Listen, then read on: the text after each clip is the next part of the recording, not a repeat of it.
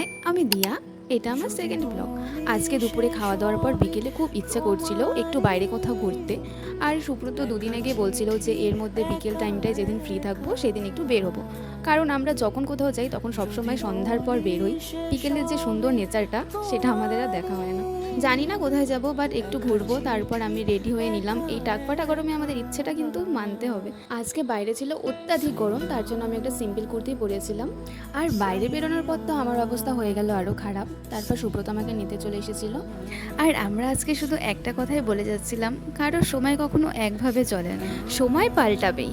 ভগবানকে মন থেকে ডাকলে জীবনে সব পাওয়া যায়, সব। এখন যে আমরা কত নিশ্চিন্তে কোথাও যেতে পারি, কত মজা করতে পারি, সেটা শুধু আমরাই জানি। যাই হোক, এইসব কথা থাক, সব কিছু আস্তে আস্তে শেয়ার করব। তারপর একটু দাঁড়িয়ে আখের রস খেয়ে নিলাম। আর তারপর এদিকে তো আমাকে শুধু সোজা রাস্তা নিয়েই যাচ্ছে। অবশ্য আমার খুব ভালোই লাগছিল। আর আমার তো ঘোড়া দিয়ে কথা, কারণ আমি এদিকে কিছু চিনিই না। তারপর ও বলল, যখন সীতাইয়ের এদিকটায় চলে এসেছি তাহলে চলো একটু ব্রিজটা থেকে ঘুরে আসি। আর এই টাইমে তো ওখানকার ভিউটা খুব সুন্দর লাগে। তারপর চলেও আসলাম। আর গিয়ে দেখি সত্যি কি দারুণ লাগছিল। আর এইরকম সুন্দর রিল্যাক্স জায়গা আমার ভীষণ ভালো লাগে। তারপর আমরা নিচেও নেমেছিলাম। কি সুন্দর লাগছে না চারপাশটা।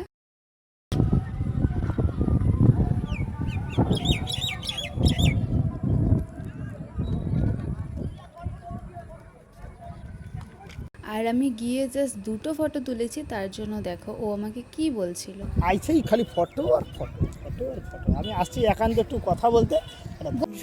আর তখন খুব সুন্দর হাওয়াও ছেড়েছে, আরও বেশি ভালো লাগছিল।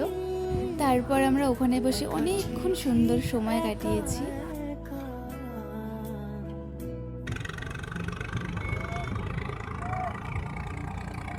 কালুয়া।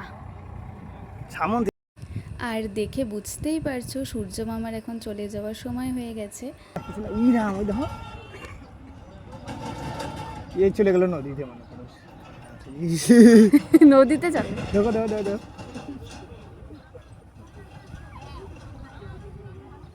একটু বাচ্চার কি সাহস, আমি চলে তো একদম নদীতেই চলে যেতাম। বাচ্চাগুলো সাহস দেখে আমিও পুরো অবাক। তারপর আমরাও নিচে নেমেছিলাম, নদীর সামনটায় ঘোরাঘুরি করছিলাম, দু একটা রিলস বানিয়েছিলাম। যাই হোক, অনেক দিন পর দুজনে একটা সুন্দর টাইম কাটালাম। আমার তো খুব ভালো লাগলো। তোমার হাইটটা শর্ট করতে একটু এটা কোনো কথা? আমার হাইটটা নাকি শর্ট করবে? কি আর বলি। যাই হোক, তারপর অনেকটা অন্ধকার হয়ে গেল। আর দেখো চারপাশটা কিন্তু তবুও ভাল লাগছে অন্ধকার হওয়ার পরেও।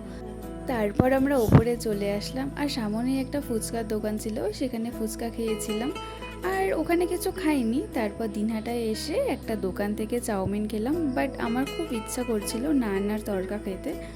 তারপর স্বপনের রেস্টুরেন্টে এসে দুজনে খেয়ে চলে আসলাম বাড়ি। এই ব্লগটা কেমন লাগলো অবশ্যই কিন্তু জানাবে। দেখা হচ্ছে নেক্সট ব্লগে। বাই।